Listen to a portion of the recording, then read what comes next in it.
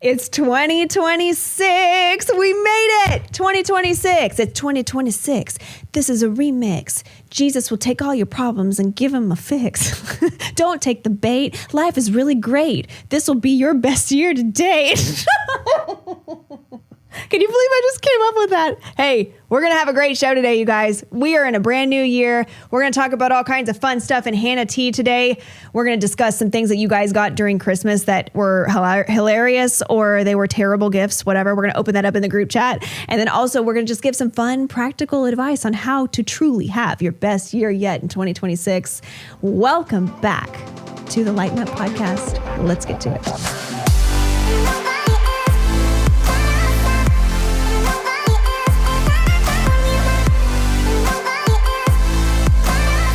Welcome back to the Lighten Up podcast, guys. I'm your host, Hannah Cruz. This is your podcast where joy in Jesus meets the craziness of real life. Y'all, we had a wild 2026. We started this podcast and now we are entering a brand new year. I really hope that your Christmas was good. I had a great Christmas. We had my grandparents come in from out of town and my grandparents are so precious. It's just, I love whenever we get together in the holidays and really just cherishing these times, especially since my grandparents are still alive. We talked about this last episode where my mom's parents are in their late 80s. My grandfather just turned 89. It is such a gift to still have him and to have my grandmother still alive today. And so we really took it out as a time this Christmas to really cherish this time. My kids had gotten scooters for Christmas. And so my son went up to my grandfather and he was like, "Hey, Pawpaw, did you ever ride a scooter to school? Or did you ever have a scooter?" And my grandfather goes, "No, I didn't have no scooter, but I did have a horse and I took my horse and I would ride my horse to school. I didn't ride no scooter to school. I rode my horse to school." And my son was like, "What? A horse?" And my grandfather was like, "Yep. I'd get on that horse and I'd saddle it up and I'd ride all the way to school." And it was a long ride all the way to school. And then I'd get the reins and I'd tie up the horse on the tree. But then most times the horse would finagle his way out and he'd run on home. And so I'd have to walk all the way back home instead of riding the horse back home. And we're just like, what? That is a wild way to live. But isn't that so funny? Just the difference in generations and how people actually lived, which was complete opposite of what we have today. Totally opposite. And it was sweet being able to sit with my grandmother and hear her stories of high school and her stories of growing up and how she met my grandfather at like 16, 17 years old and 16, 17, 16, and how they fell in love at 18 and they got married at 18 and just the sweetest time. Oh, I just loved it. It was just really precious and really great. It was a wonderful way to end the year. I will tell you that. And this year, Blaine actually did get me a nice gift. He got me this really nice, like name brand lotion that apparently I'd never heard of before, but apparently it's really great. And so I loved this gift, but it reminded me of, man, that boy. You know, I love my husband so very much, and he has many gifts and many talents, and he's really cute. I mean, I love the man more than life itself, but gifts and giving gifts is not his forte. It has never been a gift of his to give gifts, okay? And I will never forget, and I had to tell you this story. There was one year where I think I was a very young mom at the time. Both of my kids were super teeny tiny, and I didn't have any gifts under the tree. And I was so disappointed. I was so mad at Blaine. I was just furious and I was just crying and pitching a fit. And so he feels all bad. And that night, Christmas night, he leaves the house and I'm like not knowing where he is. And it's around 11 o'clock and he shows up back at the house and he's got this grocery bag. And I'm looking at him like, "What's that?" He goes, "Here you go, babe." And he hands me this grocery bag and it says Walmart on it. And I'm like, oh no, here we go. So I peek in and I look in there. And you want to know what was inside there? Okay. I pull it out and it's a spatula. He went to Walmart and I looked at the spatula and there was a green clearance sticker. He went to Walmart into the clearance aisle and got me a spatula. And I'm looking at this and I could feel the heat, right? Like I could feel the heat coming in from my stomach and it was going all up in my chest, all the way through my throat. And I could feel smoke literally coming off of the top of my head as I'm holding this spatula and I'm looking at him and he's looking at me like real dumbfounded. He's like, "You like making pancakes?" I took that thing and I launched it right at his head. Oh, I was mad. But in his precious little mind, he thought that was a practical gift, that I would use something like that. So that was 1 year. So this year he did make up for it, even though that's been many years since that happened. He's had many other good gift things, probably because I said, just buy me this, okay? I just sent him a link. Just get this. All right, if you want to give me a good gift. So he did do that, but it made me ask the question to y'all, what was some of the funniest/worst gifts you have ever been given, either by your spouse or whoever? So we're going to feature those right now on the group chat. So let's get to it, okay? Christy writes, 1 year I got Dr. Pepper flavored chapstick from Walgreens because I love Dr. Pepper. No. We don't do that, boys. We don't do that. Okay, next one. We got Danielle, and she says, I got a beanie with Bluetooth speakers. He thought it was a jackpot gift. Hey, again, they're practical guys. They're like, hey, she likes Dr. Pepper, and she uses chapstick. That's what I'll get her, Dr. Pepper chapstick. It's cold outside. She needs a beanie. Hey, how fun. It's got Bluetooth speakers. Very sweet, but probably not a jackpot like you thought it was. Nancy writes, my husband once got me an extra large robe from Lane Bryant, but I weigh 130 pounds and I'm 5'11". He clearly did not know her size. Bless his heart. Okay. But you know what? I do like oversized stuff. Look at this sweater. It's very oversized. Meredith writes, I was once so convinced I was getting a puppy from my husband for Christmas. I had it named, had a secret Pinterest board. Turns out I was not getting a puppy. I got kitchen appliances. Guys, don't get your wife kitchen appliances unless she actually asks for it. That's just a little food for thought, That one's free. That one's free. Amy writes, I like history and reading, but for Valentine's Day 1 year, my husband got me a book about Hitler. What's worse is the book was in favor of Hitler. No. We're not doing that. Candace writes, my uncle bought me a yo-yo once as a Secret Santa gift, but the problem was I was 30. A 30-year-old with a yo-yo. Hey, you know what? It actually might be pretty fun, if we're being honest. Kirsten writes, okay, this is Kirsten. She's my cousin. And she writes, 1 year, my brother Brett gave me this card. Okay, put this on the screen, Jess. This is the card that Brett wrote his sister Kirsten. They're my cousins. And this is what it says. It says, forget about the past. You can't change it. Forget about the future. You can't predict it. Forget about the present. I didn't get you one. Kirsten says this was her favorite card of all time. And I've got to say, it's my favorite card of all time too, even though I didn't get it. I love it. That was a win. That one's actually a winner, I will say. Amber writes, one Christmas, my mother-in-law proudly handed me a gift she found at a vendor fair, convinced it was just a classy shaving cream. She clearly never read the label because there it was, staring back at me like a bad joke. Coochie conditioning shaving cream. Wait. Coochie conditioning shaving cream? And from your mother-in-law? Okay, we got to find a picture. Jess, find a picture and put it on the screen here. Oh my gosh, is that it? Coochie, it sure is. Coochie conditioning shaving cream. Oh no. I wonder if it works. I don't know. Moving on. We do want to hear from you. So please send us your questions or your funny comments or your funny stories. Go to my website. We usually put the question up there on that page and you can participate in the group chat right there. Or we've made it super, super easy. You can go to my Instagram account at hannahcrews.blog and we have created a new feature of the group chat. So see that right there on the screen. You just click on that and then you can join the chat. It's totally free and fun and you can participate right there. I'll be posting the questions in that little sequence of chats and you can give me your answers. And that's where we pull a lot of these answers from for this show. If they're funny, if they're good, we will feature them right here because the group chat is where you get to shine. But now we are going to transition now to hannahTEA, not to be confused with Sean Hannity from Fox News. No, this is hannahTEA. This is where we talk about all the juicy things going on in pop culture, in the news, or in our personal lives. And we have to discuss one thing that we are leaving behind in 2025. And do you want to know what that is?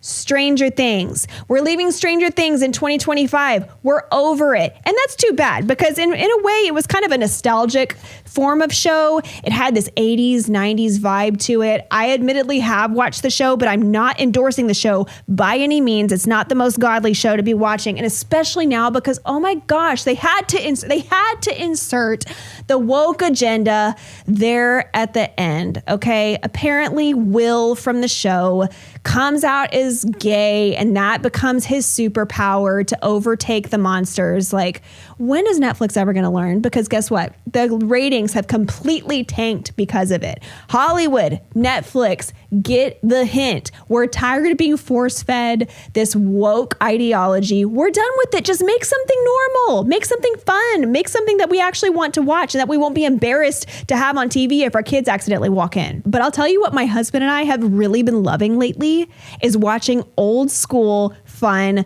shows from like the 80s and the 90s. I mean, that's why I'm wearing this sweater. If you're watching on YouTube, look at my sweater. It's the cutest thing ever. I got it on Amazon and it says, "Take me back to the 90s." I mean, I loved the 90s, arguably best decade of all time, best shows, best like way of life. It was still innocent and fun and sweet. And the fashion was amazing. It was bright. It was fun.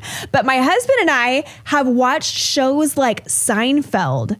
Like, I love that show. Seinfeld is so funny and I fell in love with the characters and they don't even have to cuss. Like, it's the best. Shows like Seinfeld, shows like Cheers. We're also watching Cheers right now. I love it. Shows like Friends, shows like The Golden Girls, stuff that we can kind of, wrap up in a blanket and we can just reminisce on the good old days. Because yeah, if I had to choose between Rainbow Vecna from, Stranger Things or Elaine's like funny thumb dance, I'm going to choose the thumb dance. I think we're all going to choose the thumb dance, right? We're bringing the thumb dance back into 2026. That's what we're doing. Take the hint, Hollywood. Take the hint, Netflix. Make shows worth watching this year. And, going into a new year it's always exciting. I mean, it feels like a fresh slate. It feels just like, good, I get an opportunity to do it better this year. I get an opportunity to eat healthier. I get an opportunity to work on my marriage. I get an opportunity to exercise more, really grow in my relationship with Jesus, whatever it is. And I'll be perfectly honest with you, I have huge goals in 2026, not even necessarily professionally, but really I have been so into my walk with the Lord. Truly, I've always loved Jesus, but I'm in a place right now where I have just been so fascinated with reading and learning more about the early church fathers. So like learning more about the men who were discipled by Peter, by John, by Paul, men who literally sat at their feet and all of the ways that they thought and believed and worshiped and did things before the Bible was actually canonized. I have been so into this. Like, it has blown my ever-loving mind reading about the early church fathers. And it's very different because I read about this and I'm just like, oh my goodness, this is not how we do things in the Western church. This is not how we do things, and certainly not in this day and age. It's really shocking me. And quite frankly, it's scaring me a little bit because I'm like realizing, oh my gosh, like, have I been doing it all wrong? Have I been worshiping Jesus all wrong? And I know I haven't. I know there's so much grace and I know that God is going to meet me where I'm at, but that is where I'm at right now at this point. And I have been diving in head first and just really wanting to know exactly how Christians from 33 AD on, before the Reformation and before the Bible was canonized even, how did they do things? And I will have more to say on this as I continue this journey because it has been quite a journey. It's been really, really interesting, but the Lord has just done so much good things within me as I've been diving in so much deeper than I have before. It's been really cool. It's been cool for my character. It's been cool for my family. It's been cool for the way that our family just worships the Lord. It's just been very new and very different, but I will have more to say on that eventually and all the cool things that I'm learning that I just didn't know. But once you know what you didn't know, you just can't go back. So it's a really exciting time. So continue to pray for me in my walk with the Lord. Continue to pray for my family as we just really use this year to grow closer together and grow closer in our relationship with Jesus. Because ultimately, that's just what we want. And everybody knows that my main thing, I love talking about the joy of the Lord and finding the joy of the Lord. And whenever you go through any year and you start a brand new year, you have lots of hopes and dreams of what that year could be, but most times it doesn't work out exactly as planned. But in order for us to have a good year, we do have to embrace the joy of the Lord so that we can have the strength to face the trials and the tribulations that we're going to have. So I do have some advice for you. Okay, pretend like I am your big sister. Pretend like we're sitting down and I've got some big sister advice for your 2026 that's going to make it the best year yet. Okay. So let's discuss some of the things that have helped me in the past and that I'm going to be embracing this year too. Okay. Here's the first one. Pray before you post, because being petty don't make you pretty. We're going to leave the pettiness in 2025, okay? Especially with our online activity. You want to know what I've learned with this age of social media? I have learned that chiming in the comment section of anyone's post is such a terrible idea. Okay, it's a terrible idea. If you're one of those that likes to do that, let me just tell you, you're not making a lick of difference. We're not making a lick of difference whenever we come into the comment section of anyone else's post. If they completely disagree with what we say, if they completely disagree with the way that we believe, going into the comment section isn't doing anything. In fact, it might be hindering your testimony by going in there and just commenting what you think. I'm gonna give you a piece of my mind. It's completely and totally ineffective. Let's not be petty with the things that we post, including the comments, but obviously let's also not be petty with the things that we intentionally post, right? So the content that we create or the things that we share on our Facebook walls, if it's pointed or if it's like a way to jab at somebody, or if it's something that's just going to put a nail in a coffin in a relationship, why are we doing it? If we want to have a better 2026 with our friends, with our family, we've got to be super conscious with the things that we do in our online life. Super, super conscious with that. So something that I'm going to be taking into consideration, obviously, I want that because this is like part of my job. I want to have content that blesses the Lord and edifies. So bottom line, pettiness ain't cute. We're not going to do that. Let's just go ahead and have self-control and leave that kind of online activity behind us. Second thing, chips are for salsa, not your shoulders. Okay? Just let it go. Let it go. Hey, 2025, I had many things that I ran into that I could have easily just let that totally and completely eat me up. And sometimes I did fall victim to that, especially whenever you feel just angry or misunderstood or people intentionally do things to offend you. Learn to completely leave offense back in 2025. There is a book that I read that is so amazing, and it's called The Bait of Satan by John Bevere. It is all about the trap of offense and how whenever we walk through life and people do things to hurt our feelings, or if somebody says something that we completely disagree with and we insert ourselves into that and choose to be offended over this, over that, it causes us to live a miserable life. Offense is such a trap that we easily fall into, especially with our culture today. I highly recommend getting that book and reading that book. Again, The Bait of Satan by John Bevere. So good. So good. Here's a third piece of advice. Go to God about it first, not your girlfriends. Okay? Guidance is better than gossip. Trust me. And that is a hard thing to do. How often, whenever something happens or it's something really intense, and the first thing that we want to do is just to up and call our girlfriend, especially if it has to do with something within our own lives.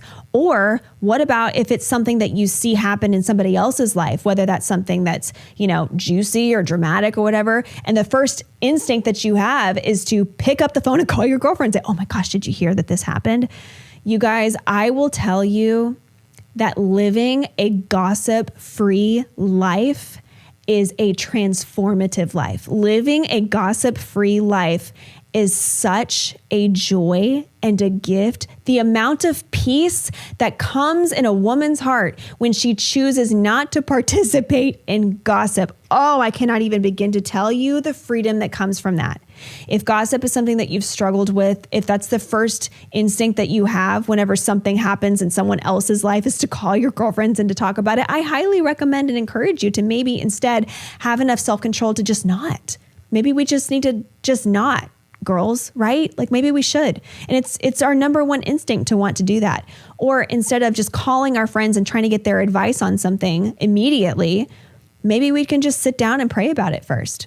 That's something that I've had to really intentionally start doing especially over this past year, instead of calling someone and just telling them what's wrong and all my problems, I've just instead just said, nope, I'm not even going to say anything. I'm just going to sit down and talk to the Lord about it. And so often, a lot of the questions that I have that I want answers to, the Lord just kind of meets me in that space. Or there's so much peace and there's so much resolve after just praying about it that I'm like, it's not even worth bringing up. Like, why would I want to bring this up with someone? So go to God about it first instead of your girlfriends. It's just the best way forward. Promise. Trust me. Okay, here's my fourth piece of advice. And I like this little quote. I think it's funny.